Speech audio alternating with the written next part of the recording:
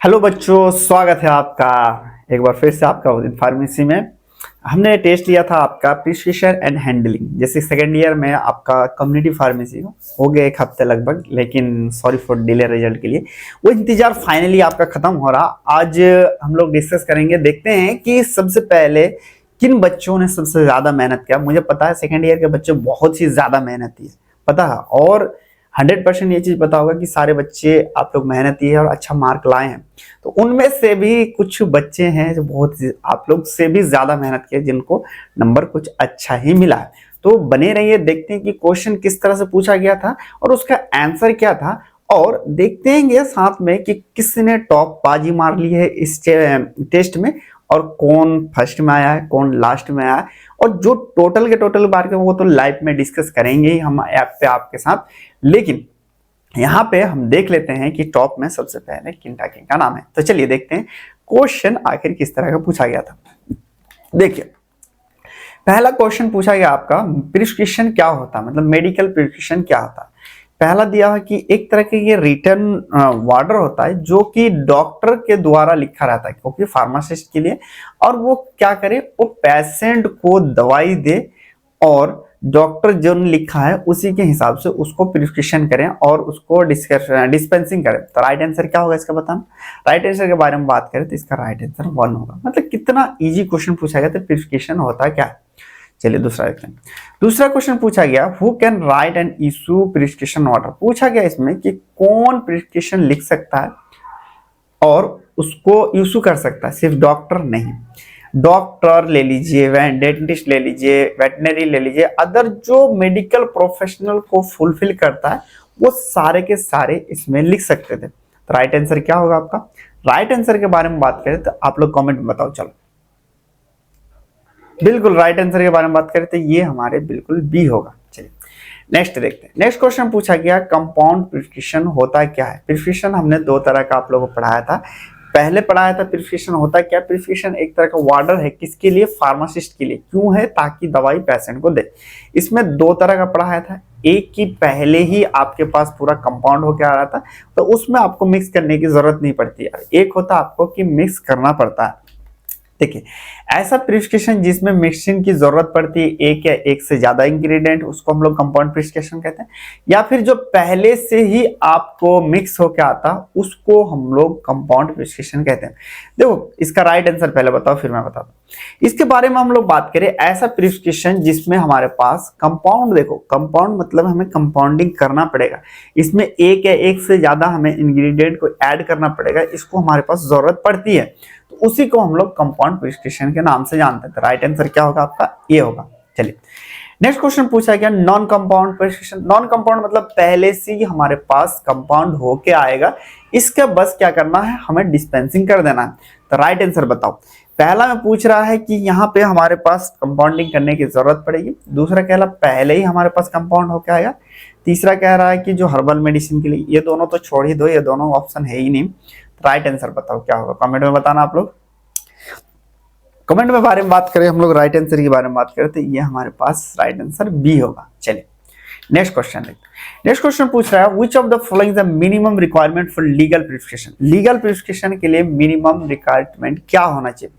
देखो, उसमें अगर हम लोग बात करें तो रिटन और क्लैरिटी प्रिंटर होना चाहिए, साथ में मिनिमम पूछा गया।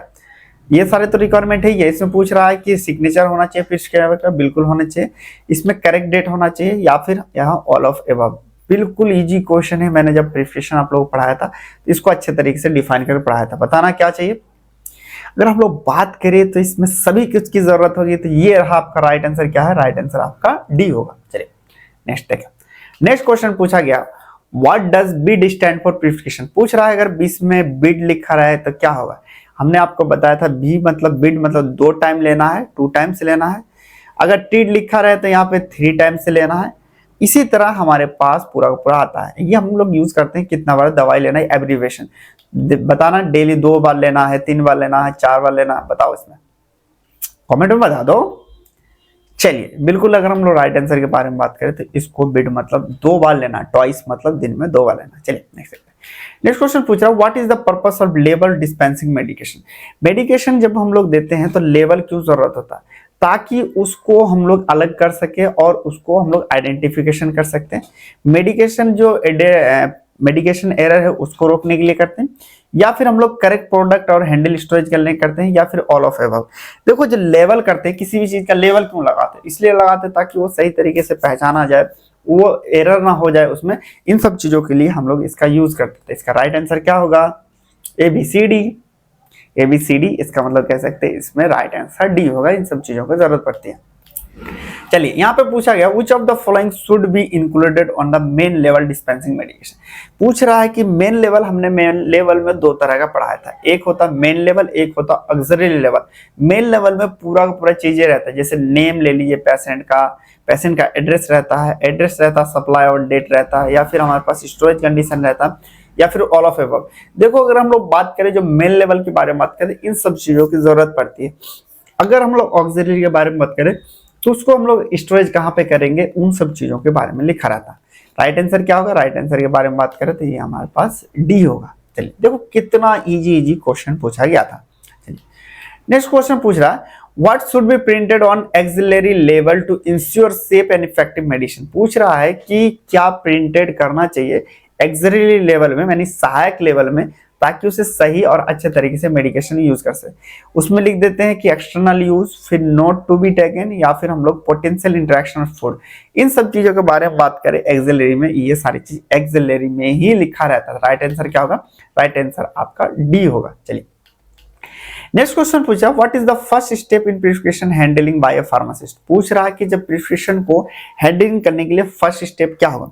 फर्स्ट स्टेप के लिए हम लोग बात करें तो सबसे पहले क्या करता है, रिसीविंग करते हैं, उसके बाद ही तो हम लोग करेंगे ना। तो पहला राइट आंसर क्या होगा? राइट आंसर के बारे में बात करें तो ये हमारे पास रिसीविंग करते हैं, रीडिंग करते हैं, चेकिंग करते हैं, फिर हम लोग मेडिकेशन निकालते हैं। तो फाइनली वो घड़ी आप लोग का इंतजार खत्म होता है। देखते हैं कौन कौन सबसे पहले अच्छा नंबर लाए हैं। सबसे पहले टॉप इस बार के टेस्ट में किसने मारी माजी। तो स्टार्ट करें, तैयार हैं? बिल्कुल। तो चलिए स्टार्ट देखते हैं। बहुत बहुत कॉन्ग्रेचुलेशन आजाद अंबेडकर सबसे पहले फर्स्ट रैंक लाए, उसके बाद ठाकुर भरत प्रताप सिंह, फिर काजल वर्मा, फिर हमारे पास इन देखो बहुत देखो इन बच्चों को जो ना बहुत मैं पर्सनली भी जानता हूँ, अच्छी मेहनत है, बहुत अच्छा मेहनत करते हैं।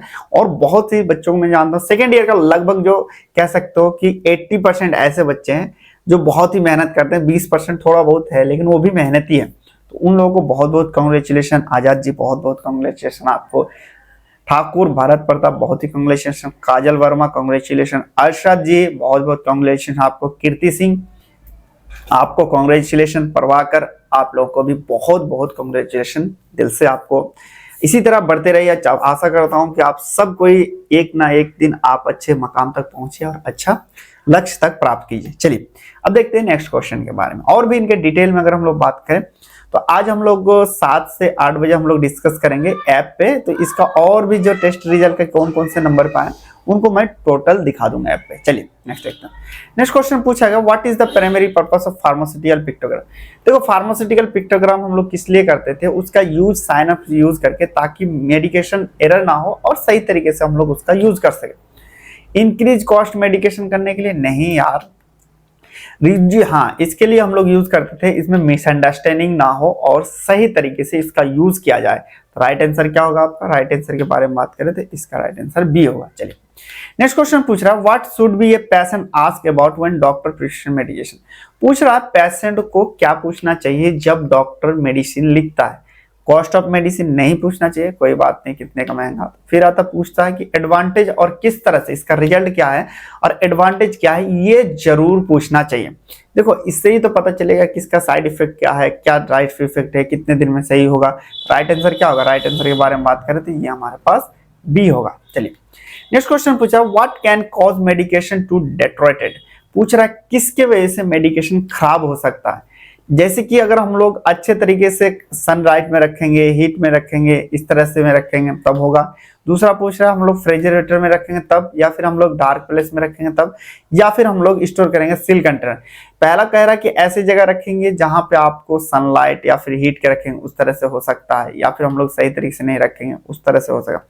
मतलब अगर मान लो इसमें पूछ रहा है कि किस तरह से मेडिकल खराब हो सकता है, अगर हम लोग सही तरीके से नहीं रखेंगे, जितना मॉइस्चर चाहिए, जितना साइनेज चाहिए उस कंडीशन में खराब हो सकता है। कंसिडरेबल मतलब कह सकते हो जो उसमें दिया गया उसको फॉलो करके हम लोग सनलाइट नहीं रखेंगे या हीट में या मॉइस्चर में नहीं रखेंगे, उस कंडीशन में खराब हो सकता है।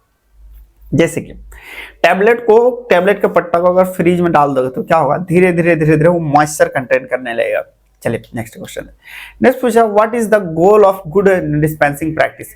पूछ रहा है गुड डिस्पेंसिंग प्रैक्टिस का गोल क्या है, इंक्रीज कॉस्ट मेडिकेशन करना या फिर करेक्ट टाइम पे सही तरीके से और सही क्वालिटी और राइट पेशेंट को देना, इसी को हम लोग गुड डिस्पेंसिंग प्रैक्टिस के नाम से जानते हैं। जीपीपी देख लो, गुड डिस्पेंसिंग ले लो या गुड प्रैक्टिस ले लो, ये फाइनल एग्जाम में पूछता है, इसलिए इनके बारे में थोड़ा सा डिटेल में आप पढ़ लेना और तैयारी कर लेना, इस बार भी क्वेश्चन पूछेगा।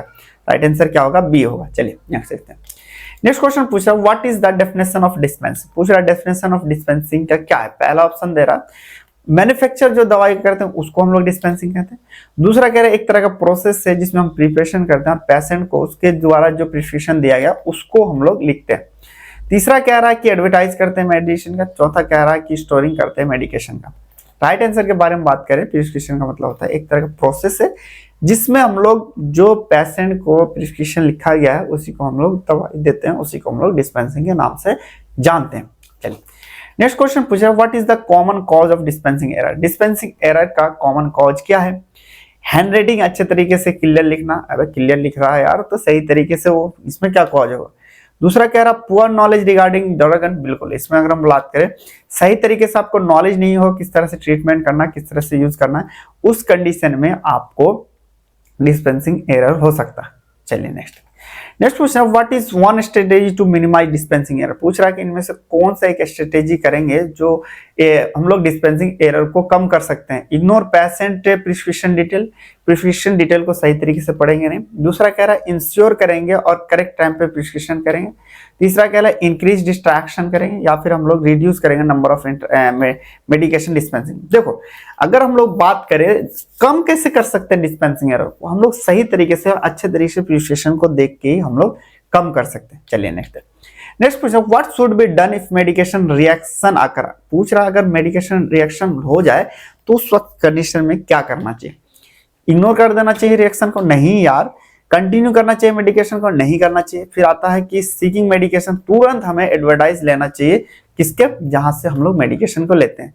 राइट आंसर क्या होगा आपका, सी होगा। चलिए नेक्स्ट क्वेश्चन पूछ रहा है what is the importance of storing drug properly. पूछ रहा है कि अगर स्टोरिंग ड्रग को हम लोग प्रॉपर्ली रख रहे हैं तो क्या इंपॉर्टेंस है। इंक्रीज हो जाता है कॉस्ट मेडिकेशन का। दूसरा कह रहा है कि medication quality and efficiency ensure करने के लिए, या फिर हम लोग नंबर ऑफ मेडिकेशन को स्टोर करने के लिए, या फिर प्रमोट करते हैं सेल ऑफ मेडिकेशन। अगर हम लोग बात करें तो इसे हम लोग इंश्योर मेडिकेशन क्वालिटी और एफिशिएंसी के लिए हम लोग स्टोरिंग करते हैं। चलिए नेक्स्ट देखते हैं। नेक्स्ट क्वेश्चन पूछ रहा है what should be included in medication interaction. मतलब कि क्या करना चाहिए मेडिकल इंटरेक्शन में, क्या क्या उसमें देना चाहिए।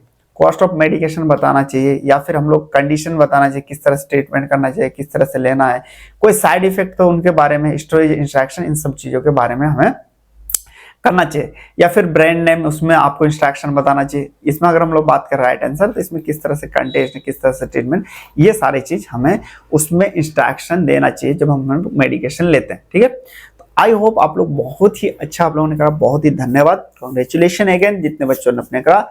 चलिए दोस्तों फिर मिलते हैं आपसे, बाय बाय, टेक केयर।